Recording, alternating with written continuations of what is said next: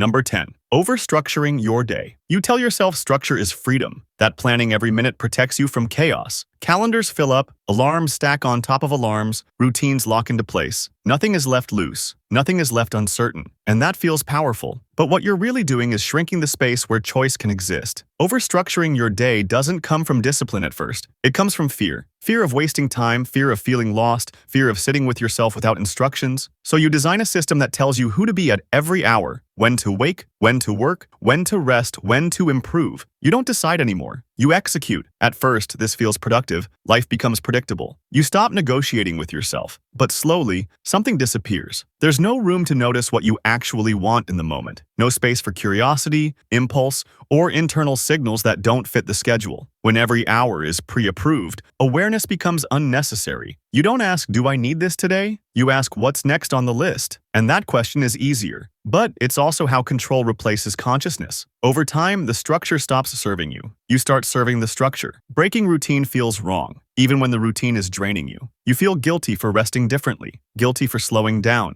guilty for changing your mind. Not because it harms you, but because it disrupts the system. That's when discipline quietly turns into obedience. Not to anyone else, to the version of you that stopped listening. Number 9. Removing all spontaneity. Spontaneity starts getting labeled as irresponsible long before it disappears. You stop doing things just because you feel like it. Every action now needs justification. Is it efficient? Is it aligned? Is it useful? If it doesn't serve a goal, it gets filtered out. At first, this feels like maturity. You're no longer wasting energy. You don't drift, you don't wander, you don't act on random urges. Your life becomes clean, intentional, controlled. But what you're actually doing is training yourself not to respond to life as it happens. Spontaneity is the mind's way of checking whether you're still alive inside your structure. It's how curiosity enters, how intuition tests reality. When you remove it, life stops surprising you. Not because the world changed, but because you stopped meeting it halfway. Without spontaneity, every decision comes from the past, from plans you made earlier, from rules you set when you were in a different mood, a different state, a different version of yourself. You follow yesterday's instructions even when today is asking something else, and slowly, your present self loses authority. This creates a strange numbness. Nothing feels wrong, but nothing feels vivid either. Moments don't expand. Conversations don't deepen. You're always slightly ahead of yourself, managing life instead of inhabiting it. The most dangerous part is how justified it feels. You tell yourself randomness is chaos, that impulses can't be trusted, that consistency matters more than responsiveness, so you keep choosing predictability over aliveness. Eventually, even joy has to schedule an appointment. And when everything meaningful needs permission, you don't feel controlled. You feel disciplined. Number 8. Treating rest as weakness. Rest slowly stops being something you do. It becomes something you justify.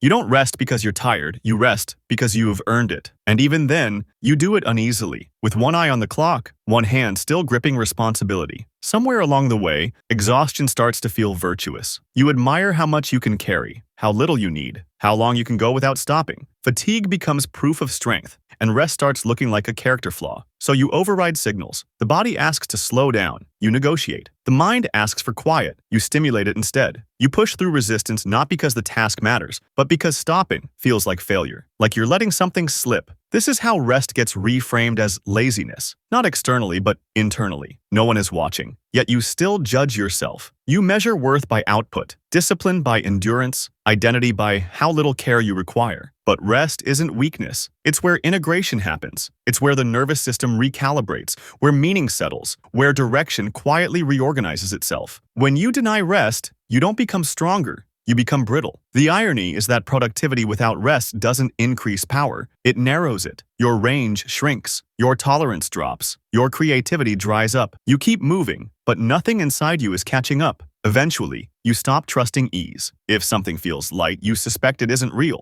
If something feels calm, you assume you're falling behind. So you stay tense on purpose, because tension feels like control. That's when discipline stops supporting you and starts extracting from you. Number 7. Forcing productivity without meaning. Productivity becomes the goal long after the purpose disappears. You keep moving, not because you're building something you care about, but because stopping feels dangerous. Empty time feels suspicious, so you fill it. Tasks, metrics, habits, outputs, anything to avoid asking why you're doing any of it. At first, productivity gives you identity. You know who you are when you're busy. You know your value when something is getting done. But meaning isn't required for movement, and eventually the engine keeps running without a destination. You wake up already behind. Not because something matters urgently, but because the system demands continuation. There's always something to optimize, refine, accelerate. Completion doesn't bring satisfaction. It only reveals the next thing that needs doing. This kind of productivity is emotionally hollow. Nothing you finish actually lands. You don't feel proud. You feel relieved. And relief fades quickly, which is why you need the next task immediately. Without meaning, effort becomes compulsive. You're not choosing to work. You're avoiding stillness. Stillness might force you to notice that your output is disconnected from your inner life, that you're efficient but not fulfilled, active but not aligned. So you double down. More discipline,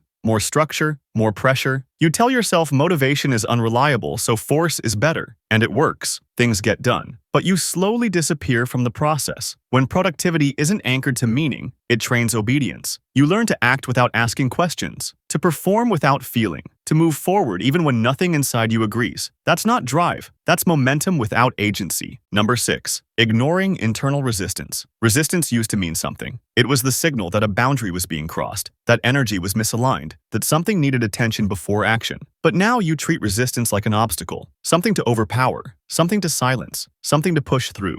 You've been taught that hesitation is weakness, that discomfort means you're close to growth. So when your body tightens or your mind pulls back, you don't listen. You override. You call it discipline. You tell yourself feelings are irrelevant when goals are on the line. At first, this feels empowering. You're no longer held back by moods or doubts. You act regardless of how you feel. But slowly, resistance stops being emotional and starts becoming physical. Fatigue deepens. Focus blurs. Motivation turns brittle. Internal resistance isn't laziness. It's information. It's your system saying something doesn't fit, something is being rushed, something is being done against you instead of with you. When you ignore it repeatedly, your system adapts by going quiet. That's the dangerous part. You stop feeling resistance, not because alignment improved, but because awareness was trained out of you. You become efficient, compliant, emotionally muted. You do what needs to be done even when it costs you something internally. Over time, you lose the ability to tell the difference between challenge and self-betrayal. Everything feels like effort. Everything feels heavy. But you keep going, because stopping would mean admitting that your discipline has been overriding your intuition for a long time. Eventually, resistance doesn't show up as hesitation anymore. It shows up as burnout, as numbness, as the quiet sense that you're moving in a direction your deeper self never agreed to. That's not strength. That's training yourself not to object. Number 5. Obeying routines without questioning. Routines begin as tools. They reduce friction, they conserve energy, they create reliability. But at some point, the question of why quietly disappears. You stop choosing the routine, you start reporting to it.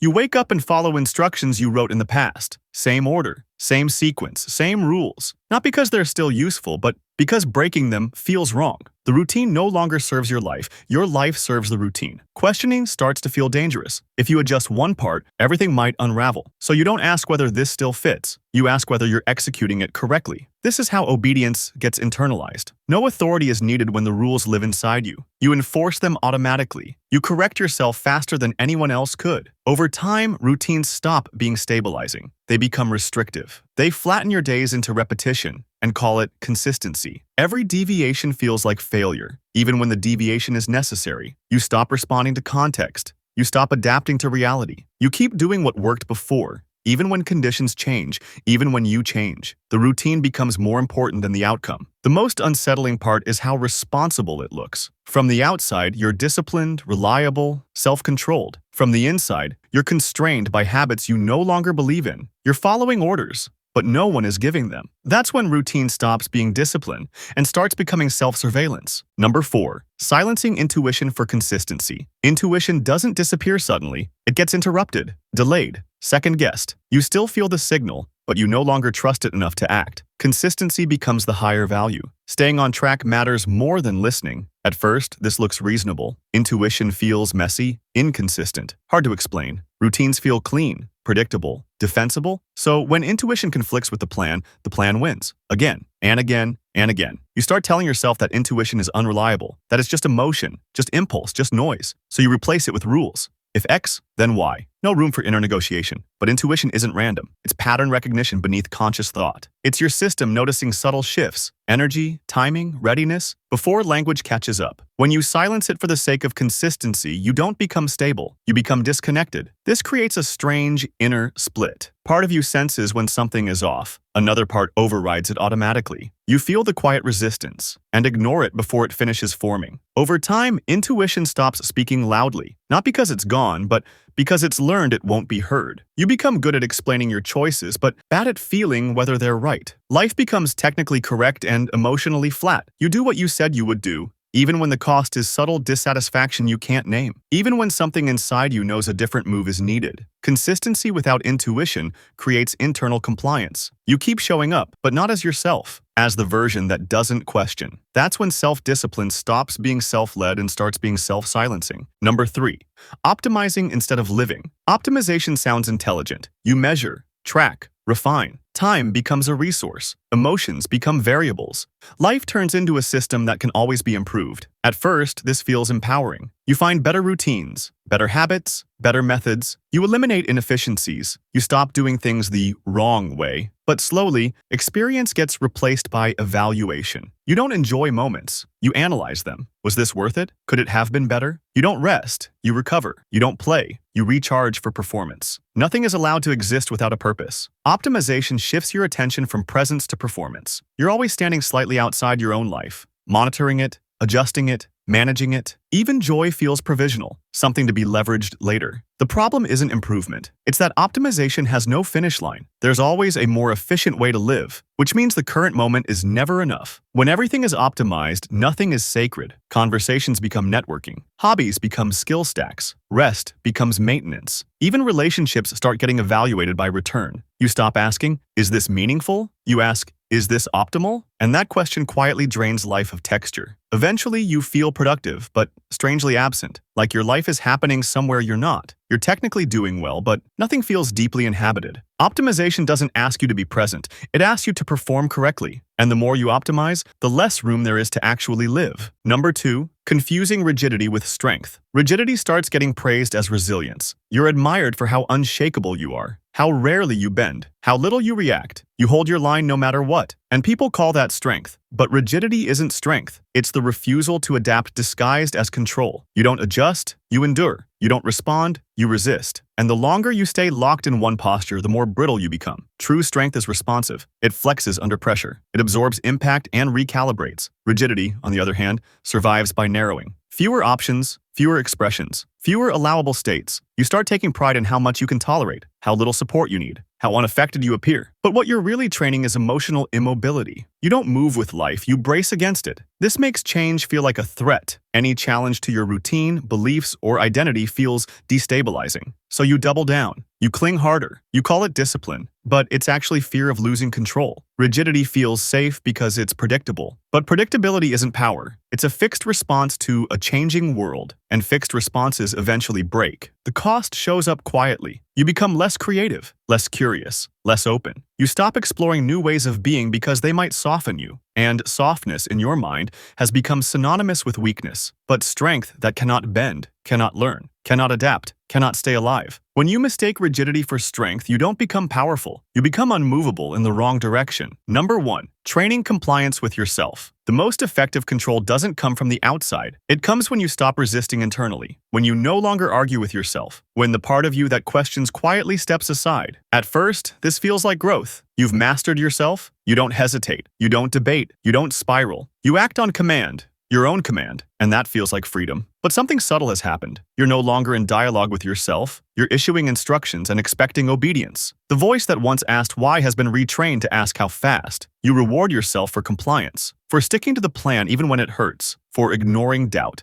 for pushing through signals that used to matter. Every time you override yourself, you call it discipline. Over time, inner resistance becomes rare, not because you're aligned, but because resistance has learned it won't change the outcome. You don't feel conflicted anymore. You feel empty agreement. This is the final stage, when you don't need motivation, meaning, or belief to act. You just execute. You follow through even when the task drains you, even when the direction feels wrong, even when something inside you has gone quiet. You become reliable, efficient, predictable, and completely manageable from the inside. The danger isn't that someone else controls you. It's that you've trained yourself not to object, not to pause, not to listen. That's when self-discipline stops being self-led. It becomes internalized control wearing your voice, and by then, you don't feel trapped. You feel in control.